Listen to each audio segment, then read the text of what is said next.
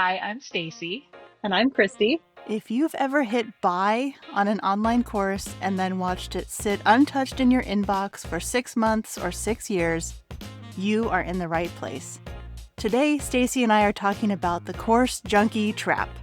Why artists keep buying courses, why finishing them is a whole other story, and what it might actually mean for your creative business. Let's get into it. Oh my God. I want to ask you this icebreaker question, but I have to tell you what my answer is. It's literally the first thing that came to my head. Okay. Okay. The question is, if your life had a theme song that played every time you walked into a room, Oh my God. what would it be? I have no idea. That's so hard. The song that came to my mind was All by Myself. Oh my God. And okay, I don't know. The name of this song is something to do with an elephant, but it's like dun dun dun dun dun dun dun dun. Oh, yes. You know, That's the song. that's the Mine is Celine Dion, All by Myself. Like when she really gets into it, you know? Uh, and I mine don't is even a like Celine. nonsense. Oh, No lyrics. oh my God. I love that for us. I love that for us. Episode 1, season 2. We are back. We are back, whatever that means. Yeah. Actually, we have a really cool lineup of 10 episodes. I'm Yes. very excited about it. And as per usual, I would say these episodes come from the heart on the fly. Yeah. Because like the name of our podcast says, Art After Dark. Yes, it We is like Art slip After this Dark. in the in We slip between. it in. I will say, I was thinking about the title of our podcast, Art After Dark, and we're recording early in the morning, which technically it is after dark. It's just like a different way of It's, looking at after yes, dark. Art After Dark, just early morning after, edition. I just might after the still dark. have like sheet prints on my face. Okay, today's episode, season 2, episode 1, and yes, I am looking at notes over here, so that's happening. Course junkies. Oh man, Course junk. I feel like so many people are gonna feel seen with that title alone. They're just Mhm. gonna be like, "Oh no, I'm being called out." Yeah, and you're not alone. You're in the right place because Oh yeah, the amount of definitely. courses that I have signed up for is a lot. Um, what is the most recent course that you have purchased? Ooh, this is easy. Well, it was a gift. I got Sandy Hester's still life painting course for Christmas. I love that. I love that Yes. you got that as a gift for Christmas, which reminds me that I need to tell my husband, like, do this. Yeah. Every year when somebody asks me what I want, I'm always like, I don't know, I don't know. And then I get something that I don't want. And so this year I was like, this is exactly what I want. I Here's the love link. that. Like, I think that's a great gift idea, actually, because there are at least 4 or 5 classes that I can think of that I would like, but I don't. So those would be a great gift. yeah. Have you finished it? No, not yet. I'm like halfway through it, which That's is good. not bad because it's only, well, it's the end of March, but Yeah, you know, that's good. yeah. What Um, is the last course that you purchased? Let me check my bookmarks. Ooh, It could be, dare I say it, immersion. oh, I think that's the last one that I've purchased as an that was a while alumni. ago, right? That was a I, year ago. oh, then maybe it was a Sandy Hester because I did purchase Sandy's acrylics Hmm, and I watched it all in one day, nice. like one sitting, binged it. So maybe that is the most recent one. So Sandy Hester for both of us. So it Sandy, turns if you're out watching, we support you. we love you. Yeah, Thank we're a you. little Thank you, obsessed. Sandy. Yes. Do you have a course graveyard? Oh, absolutely. Doesn't everybody? Yeah. I feel like everybody does. I hope. Yes, my course graveyard is well attended, stocked. Yeah. How about you? I mean, I'm I sure mean, you must. yeah, I have like, I definitely have a course graveyard. Um, I'm really good at starting. I suck at the middle, Mm, and so then it's hard to finish because I feel like I have to do every single lesson. Like I'm not the kind of person that will usually just like watch things and then go back. I like to try to do the thing as I'm going, and mm. then life happens, and so like I can't finish, and then I feel guilty and I don't want to go back. And then if I go back, do I start over? Like it's a whole type A Virgo black and white thinking problem. Um, but like when I hit that purchase button, it's a total high Oh for yeah, sure. Like I get like that excited feeling. yeah. And we've talked about this before too. Like when I start a course, if it has a community component, I like jump in there and I'm all excited, and then like very quickly I'm like, oh no, I don't like it in here. Like, Yeah. Yeah. I get overwhelmed at the community aspect of it. totally. It's like actually, I don't want to say revulsion is like a really hard word because it's nothing personal No, about the people in the community. It's no, overwhelming the amount of content in those communities that I'm like, totally. I can't touch that. Yeah, I can't same. touch it. Um, what do you think it is about us artists? And this probably applies to any field, but because we are artists, what do you think it is about it that we fall into this pattern of purchasing these courses and then either don't see them through, or maybe we do, which is like amazing, but Hmm. what do you think it is? Like, why do we?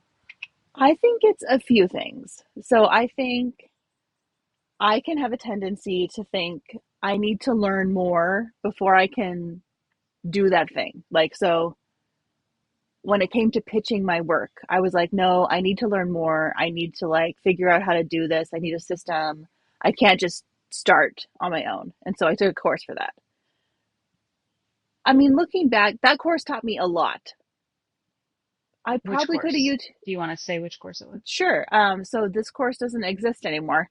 So it's not going Mhm. to be helpful if you want to pitch. But it was, oh my God, what's her name? Anna McNabb. But what was her, she doesn't Pitch have your that business. portfolio. Oh, So, okay, surface design repeat. sketch design repeat. Sketch design repeat. Okay, so Shannon McNabb's Pitch Your Portfolio course, which no longer exists, or if it does, maybe you can only buy it as like a standalone, like not a live course version. Amazing course. I learned so much. It's probably the best example of a course that I took and implemented and had success with, like, Mm. which was kind of empowering in a way. So that's one thing. I think people are just like, I need to learn more. I'm not ready. And so, whether that's like imposter syndrome or just flat out fear, or maybe you really don't know what to do, like, there's also that, right? Yeah. But then there's this other thing that I know I do, which is just productive procrastination. It's just like, well, if I take this course, then I feel like I'm moving forward. And so I'm just going to keep taking courses and then I'll keep moving forward. But that doesn't always correlate. Sometimes it's just, I'm filling time and I should just be doing something else. Yeah, I feel like for me, there's definitely times when I sign up for a course, like especially in the beginning. I think when you're just starting out, it's a lot easier to sign up for these courses and they're extremely meaningful. Yes. The first time I signed up for immersion in 2020, I mean, it changed everything for me. Like it did. Like Yeah. whatever, I Same. know that there's some talk online about Bonnie and her marketing tactics and Hmm. promises and things like that. But I will say that when I took that in 2020, which is how we met, you and I. That changed everything because I didn't even know, like, I had an idea of what this could be, but I had no idea how to do it. I have a degree in graphic design, so I knew how to use Illustrator, but not for the purposes of creating patterns. Having, this sort of entrepreneurial module in there about how to start your business and things like that. Like, I found all of that extremely valuable. But at a certain point, when you get this knowledge, you keep taking more courses. And I feel like that's when you need to question, like, do I really need to take another course? Or am I just afraid to start? Or Mm-hmm. am I afraid of the rejection? Am I Mm-hmm. afraid of being judged? And am I just telling myself I'm taking these courses and I'm, quote, moving forward? It's like you said, this productive procrastination. So I Yeah, definitely because think there's a it's few key courses that change it. After that, you have to start really paying attention to what's going on in your mindset before you mhm, sign up for these classes. absolutely. I have the same story with immersion. That's the course that set everything off for me as well. And I just learned so much from it. If I'm being honest, though, what's really interesting is don't use, I don't make patterns in Illustrator anymore. Like, there's lots of things that I don't do anymore that I learned in immersion that has really surprised me over this, however, 6 years or whatever. You use to make patterns? Side note, I use Photoshop? Procreate now. Oh, you use Procreate. Do you Procreate use and Photoshop. Affinity? Do you use I Affinity? did for a little bit. I used Affinity, but I find it clunky for Mm. me. Maybe I just haven't used it enough to be like fully proficient. Um, but yeah, I use Procreate for most of my patterns now, and that's just because my original work is block print, and so when I would take my block print work and turn it into vectors, like it loses, like a lot of the quality. And so, Yeah, that which I know tactile. I could probably put that back in Illustrator with some kind of weird like vector texture that would be insane. But like, Kristi, you just need to make your own textures and scan them in and vectorize them and then just use them. It's like a piece of cake. Like in all of your free time after in dark. all my free time. Yeah, no, I'm not doing that. No. Okay. Okay, so what are you like looking for when you sign up for a course? Usually there is some promise in the course description that I think is going to change my life. I mean, Yeah, quite literally, I make it that big in my head too. Like, this is going to change everything. I'm going to do this thing and my career is going to go from zero to hero. Zero to Um, hero. yeah. And I think at this point, um, unless I am learning a brand new skill, I do not need any more courses. And I have to keep reminding myself of that because everything I need is already in a course I've paid for. Just go modules and rewatch a lesson or watch it for the first time and Mm-hmm. actually implement it. I get very Yeah. caught up in learning and not doing. I'm Mm-hmm. definitely a habit of I have the habit of the productive procrastination. Like I just keep thinking Yeah. I'm doing something by taking more courses when I would do more by actually implementing what I learned.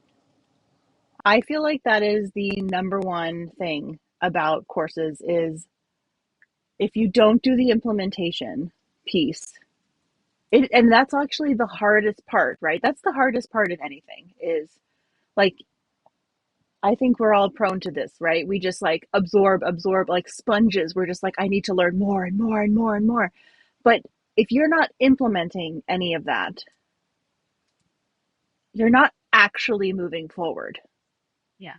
which is a bummer, right? Yeah. Like, but it's like the like keystone in everything. Yeah. Is doing the thing. And that's the hardest thing. And that's, I think that's because, again, it could be imposter syndrome. It could be, you just feel like you're not quite ready. So you have to keep learning more and more and more. But you really only learn by actually doing and Mm-hmm. learning from your mistakes. And these courses are, yes, they teach you important things, especially again from the beginning. Like if you're learning something new, like if I'm learning how to make patterns in it, like that's valuable. Yeah, Do I need to take another class on how to make patterns in Illustrator? Absolutely not. You know, yeah, do I need to take another course on marketing? No, I need to implement what I already know and learn from that. But it's yeah. just so hard because it's like it's that feeling of that thrill of the purchase and that feeling of like now it's going to change everything and I'm going to and you're the optimism that you have at the start of something, you're like Mm-hmm. on board, you're fully committed, you're going to do it. You get halfway through it or even one module into it and you just, like you lose enthusiasm or life happens and it starts to take away from, you know, why you signed up for it in the first place, and then you have a graveyard of courses. Yeah. Yep. Yeah. I think there is, like what you said, there is definitely value. If you're at the very beginning of this journey, you're trying to build your art business or whatever, there is you have to kind of reach a certain bar, right? Like you need the basic information Yeah. to actually do the work. Um, what I've because we were working on this episode and I was reading through all of the questions that we have for one another and thinking through all the courses that I have. And what I find is interesting, at least for me right now, is my course purchases, my purchase um, process has changed in several ways. But what was most evident when I was thinking through my course graveyard and what I've bought recently is my courses have changed from how to do this very specific thing, like marketing, like that's business related, that's marketing, that's making a pattern, that's pitching your work, all those things that are very concrete. And now my course purchases are all creative. So Mm. I've kind of moved into like I'm taking like these painting courses and I have this course that I bought for, creating with acrylic ink and like it's more of an experimentation process for me now than it is like yes, I'm learning information that's concrete, but it's not the same as to me it's not the same anyway. It's not the same Yeah. as like learning like if you want to make a pattern that repeats and doesn't have errors, then you need to do these things. This is more like let's play with materials. Which sounds way more fun, It personally. is way more fun. Yeah. Yeah, I agree. I think in the beginning, and now I say beginning because I'm like 5 or 6 years into it at this point, everything was all about surface pattern design, getting my business off the ground, marketing. It's like, yes, I know how to do those things. I don't do them. But I don't do them well. Like I really don't. I do feel like if I actually applied myself, maybe I'd be further along. Mm, But also like again, time is limited. Um, how do I want to spend my time? I want to balance like the enjoyment of a creative course, like something by Sandy, mm, something you might get on Skillshare, like a deep dive on some painting courses on Skillshare. Again, something I've already paid for is a Skillshare mm-hmm. membership with Yeah. unlimited courses. What can I find in something like that that I don't have to seek and buy outside? Something I've Yeah. already paid for. So Yeah. like, if you're considering purchasing a course, you know, are there free ways that you can learn this information as well? Probably. Now, granted, some of the benefits of having a course is that it's all everything in one place. You trust this person. It's the community aspect that you can't get if you're watching 50 different YouTube videos. There are things to consider, but also there's a lot of information out there for Yeah. free that Yeah. is definitely worth a Google search or, dare I say, a Claude request. Um, so yeah, it's just sort of interesting. It's just trying to balance, when is the right time to buy a course and when am I really just procrastinating? And, money times are tough right now. Hmm. Yeah. So being much more conscious of how you're spending your money and making sure that it's definitely something you're going to do and not something you're just telling yourself this when you already have what you need, Yeah. either inside or available for free or for something you've already paid for. Yeah. I think that Skillshare is the best value for money. Oh Like yeah. if you have limited funds, just get a skill. I mean, Skillshare is what, like $100 a month, or not a month, A a year. year, a Yeah. year. That is $10 a month. $10 a month. Get a Skillshare membership. Exhaust all course possibilities within Skillshare before you go out and buy that $1,000 plus signature course that somebody is peddling, Yes. because you can get so much information from Skillshare. Yeah. You really I, can. Like I that's also, yeah. my that's my new way of like dealing with when I have, so this is like the tool I would say to people, like if you are feeling like you really want to buy a course and you're getting pulled in because these sales pages that these people are making are tailored to create a feeling inside of you that makes you feel like you're missing out, like you can't do the thing without their course, and like you have to spend that money. Yeah. It that's what they're doing. It is completely a psychological game that they're playing with you. And so what I've started doing is if I see a course that looks interesting to me, I say, interesting. I'm going to go into Skillshare and I'm going to see who else is teaching about this. Sometimes it's the same exact teacher who is creating like a mini version of that course as kind of a teaser inside of Yes. Skillshare. It's like a And so funnel to get people. it is a funnel, but hey, I will enter your funnel for some with something I've already paid for. See what I like, see if I like it, see if I want to learn more, and I will take a few other people's versions of that same course, because that's the other beauty about Skillshare is you might think, like, say you wanted to create a course for Skillshare. I want to create a course about painting gouache. I don't. You do maybe. I might, But yeah. yeah, and you might think there's a million courses on Skillshare about how to paint with gouache. And there are a lot, but there's not a course that you made. And there are people who are going to resonate with you more than with someone else. And so that's Mhm. the other thing I love about Skillshare is you can go through and learn from lots of different teachers. And there's some teachers that you are going to love. And there's some teachers that you're going to be like, it was just Yeah. okay. And that's Yeah. fine because everybody likes to learn from a different person. And so it's just like a filter that I've been using Mhm. to like, okay, I kind of want this thing. I'm going to like go over here and see what there is. And then maybe I'll come back over here, but maybe not. Like maybe I'm good, you know? Yeah. Yeah.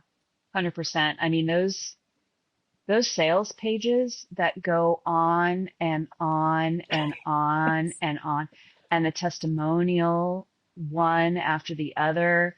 And I don't know about you, but when I'm reading those pages, it creates a physical response in my Yes. body. Like I get like elevated heart rate, like my breathing starts accelerating, um, because I start feeling like I'm not enough and I must sign up for this course. I must do it right away.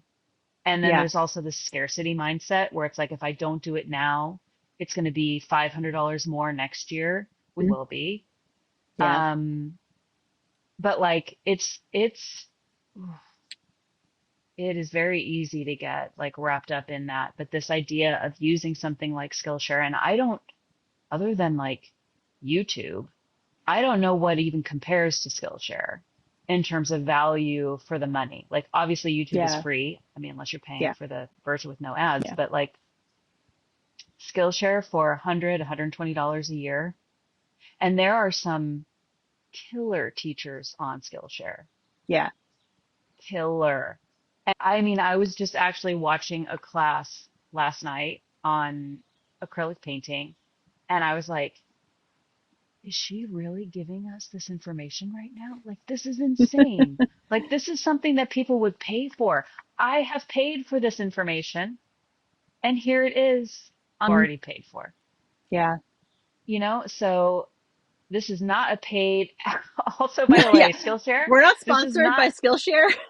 we're not sponsored by Skillshare. However, Skillshare, if you would like to sponsor us, we will 100% support you because Oh yeah. I signed up for Skillshare. I became a Skillshare member in 2019 when I was spending those, no, 2018 when I was spending those 3 months in Paris Yeah. because I was like, I need something to kind of watch or whatever. I signed up for it then. I still get charged in euros because when I signed up originally, it's in euros. I've tried to change it. It wasn't. I mean, so I've been a Skillshare member now for 8 years. Yeah. Worth every Same. penny. Worth every Yeah. penny. Yeah. Yeah, I don't even question it when that renewal comes in. I'm like, yes, please. Yeah. And there's Same. some That is times, one of, well, yeah, I'll go like 6 months where I don't use it. And then I'll just sort of dip in, I'll search for a topic, and then I'm back. I'm like, I'm watching hmm these courses and I'm doing the work. I'm not just watching them passively. I'm actually like getting my sketchbook out or I'm turning on my computer and I'm following along. Like, especially I know there are areas where I need help, like Photoshop and acrylic painting or whatever it is. Like, Yeah. hands down, Skillshare all the way. Yeah. Same. And it's also, like we did talk about how sometimes these teachers on Skillshare dip their toe into a project and then they have a bigger offering outside of Skillshare. There's nothing wrong with that, but it is also a way for you to get to know this person and understand how they teach. And if it's something that you're interested in, then you can look at taking their longer format courses. Like you're saying, like if you see $1,000 course, look for that person on Skillshare and see if you can find what they're Yeah. offering there first. Yeah. I mean, that's how I found Bonnie was I took Mm, her Skillshare. She had, I don't know if she still does. She had like several like how to make a pattern classes on Skillshare, which she was clearly figuring out how to teach because it wasn't long mhm. afterwards that her big course became a thing. Um, Yeah. and I signed up to take her course because I had taken her other courses and I felt, like I felt like I liked her teaching style. I liked the way she laid things out and the way she explained things. It like worked for my learning style. And so Yeah. you can do that with other teachers as well. Yeah. Skillshare all the way. Okay. There's no real easy way to pivot. So we're just going to ask this question. So we did talk about like using Google and YouTube and things like that to try to find these skills that you can learn without paying for these big courses. But this idea of like trusting yourself and that you have the knowledge already instead of needing to buy this extra course and feel like you're not good enough. What does that actually look like for you in trying to build this business in the margins as we are? So, like, Mm-hmm. what does it mean to trust yourself, I guess, Mm. instead of buying a course? I think from the first thing that comes to mind is you have to have trust in your ability to fail and keep going. I feel like that is the lesson I've had to learn again and again and again these, 6 years is, and luckily, like, I'm not the kind of person who, I mean, I'm, of course, there is fear of failure in me, but I am very good at managing the stakes in a way that makes it so that I can fail with like a net, Mhm. like, and because, both of us are in this situation where we're building this on the side. So for me, a huge failure, it's not financially catastrophic in the same way that it could be for someone else. Um, but I think that that mentality of like being okay with a failure, and failure can be enormous or can be tiny, whatever you decide failure is for you. But being willing to fail and then keep going has been like the thing that has like, I feel like, kept my business growing year over year. And dealing with that discomfort, dealing with, you know, the feelings that failure brings up in you, but also being able to turn that into like, well, if I hadn't had all those failures, I wouldn't have learned all these lessons. Um, Yeah. and I wouldn't have like progressed in the way that I have. Yeah. Yeah. Yeah. It's hard. It's It hard is. to it's hard to know when to let go and trust yourself. But the more I think you do it, the more you learn that you can trust yourself Exactly. and that you don't need these courses. And that's not to say that you shouldn't, you can still like stay up to date on what courses are being offered. You can bookmark things for the future. But trusting yourself enough to get out of the cycle of constantly learning, it's a learning loop when you need to be doing, Yeah. and trust that even if it's a failure, and it is a reframing of this mindset, right? Like, and this is like, I mean, this is really hard as a recovering perfectionist, um, to accept that everything, like, what if it's not even considered a failure? Like, what if it's just a Yeah. lesson? Like, oh, that didn't Yeah. work. Okay, let's try this. Like, it's easy to say. I know it's not Yes. easy to do because I struggle with it myself, but Yeah. it is sort of reframing this idea of failure. And I'm not the kind of, well, I can't say I'm not the kind of person who takes risks. I don't like risk. I'm very risk averse, but I have taken some big risks in my life. You do that, then you really learn how to trust yourself and know that Yeah. it's going to be fine. It's going to be fine. Okay. If any of our listeners or viewers, hi, um, are sitting on some unfinished courses right now, Mm. you've got them in your graveyard. They're not finished. What is the one thing you would tell them to do this week? Ooh, one thing. One thing. I think I would tell people so to look through what's there and see, is there is there a through line between all the courses that you're purchasing? Like, and that might help you figure out, maybe you have a big goal that you haven't completely defined, but like your purchasing patterns will like make it clear what you actually want. And that could be like, you bought a course on making patterns, you bought a course on pitching your work, you bought a course on marketing. Okay, clearly your big goal is to create work and get it out there into the world, which is what most of our, probably a lot of our goals are. Yeah. Um, and it's just like, use your courses to like help remind you what you want. And then the action step after you look at that, then look at the course and think about which one do you want to start, or do you want to like dip back into this week. And that can be, you do one module, you do one lesson, like whatever it is, just dip back into what you have to remind yourself of that goal and to make sure it's still your goal. Like, Yeah. maybe your goal changed and maybe you Yeah. like open that course up and you're like, oh no, I hate this, I don't want to do this. And I hate that. that's fine too. Yeah. Yeah, because goals can change over time. Oh yeah. Yeah. I think my advice, I love the idea of like auditing what you've already purchased and Mm-hmm. identifying what is the through line, to help kind of clarify what it is you're trying to accomplish. I think mine would be just pick one, and can you do one module this week? Like, can you just do one module this week? And maybe that module has 25 lessons. Okay, that's a Right. lot. That's a lot. Okay. There's 7 days in a week. Maybe you Hmm. spend 30 minutes a day getting through that module. You just make some progress and pick the one Yeah. that sounds most interesting, not the one you should do, but Oh, pick the yeah. one that you want to do. Yes. Follow your excitement. Yeah. Yeah. Let that be your guide. Yes. Okay. Is there anything else you want to add?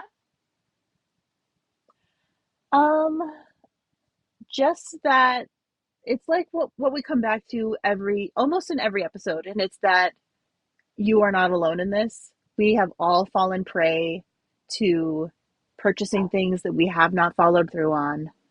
And sometimes those lessons are really hard because they feel like financially big. Um, and it can be like really disappointing, right? You can put a lot Mhm. of stock into this course, making this huge change for you. And whether you implement it or not, the course might not do that. Yeah. You just don't know. But we've all been there. And I think for me, the biggest takeaway is now when I am thinking about buying a course, I am a pretty quick action taker generally. Like if I want something, I'm just like, yeah, I'm going to do it. I don't do that with courses anymore. I see a course that I am interested in, and I'm the person who, they send you like a million emails. They're like, the window is closing. You have 4 hours to go. And I'm the person now that like I will wait until the very last minute. And what's happened to me recently, which has been kind of great, is I will forget. I will forget to go back in, or I won't check my email soon enough. And they'll send that like 1 hour to go email. And I don't check it until 4 hours later, and it's gone. Oh, wow. Wasn't meant And to be. it's exactly, it wasn't meant to be. It was actually the Look best thing that could have happened. And so, at all that yeah, money you just saved. I know. Yeah. Yeah. I would say, yes, you're not alone. And also, just don't beat yourself up if you've Mm, purchased courses and you haven't finished them. I mean, yeah. goodness knows that's like a lot of us in this camp have done that. So just pick yourself up, dust yourself off, find a module in there that sounds fun to you, do it or don't do it. But just also be more mindful moving forward and check it before you purchase something like, do I really genuinely need this? Or am I trying to fill some sort of lack purchasing this course? Yeah. Yeah. Note to self. Note to self. Well, please tell us in the comments, are you a course junkie like the two of us? um, I hesitate to even say, like, if you have a course that you love, you could tell us about it, but maybe don't. Like, don't I tempt us. know. We don't want to Um, necessarily encourage uh, overspending hmm. unnecessarily. Yeah. And everyone's going to have their own opinion, right, about what courses change their lives. Like, I get it. Yeah. Yeah, we don't really want to encourage this kind of overconsumption of courses at this point. But like, Yeah. we would love to hear if you are a course junkie, raise your hand so Yeah. that we know we're not alone and other people know that they're not alone.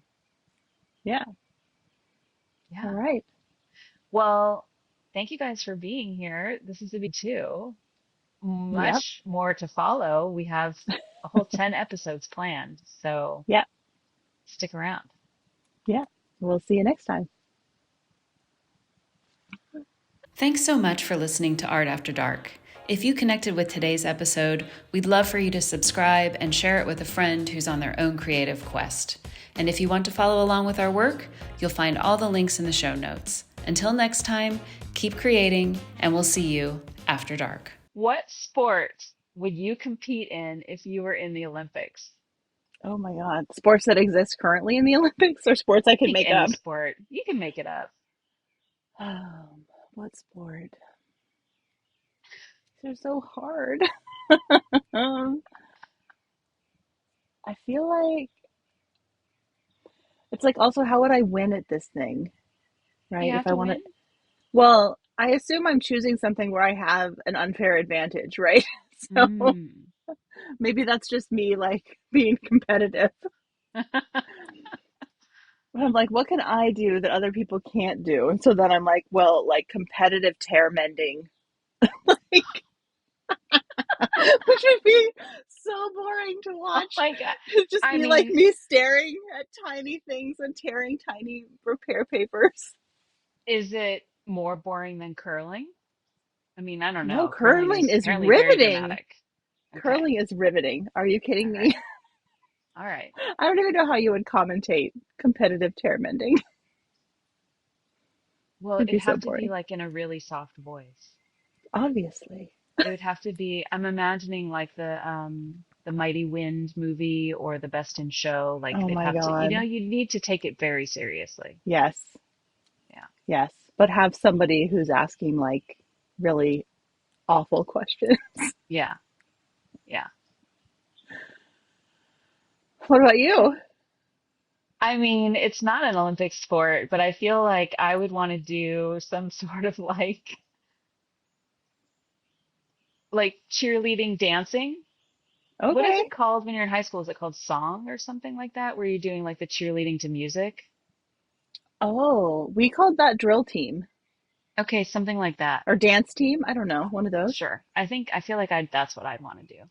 I mean, that's a lot more fun than competitive tear mending. Yeah. And I don't think I'd be very good at it, but in my mind, I'd be very good at it. But actually, Yeah. I don't think I would be. So Nice. that's that would be my Olympic sport.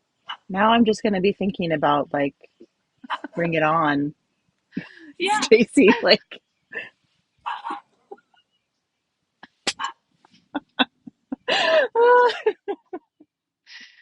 Oh my God. Okay. Okay, that was fun. all right. All right.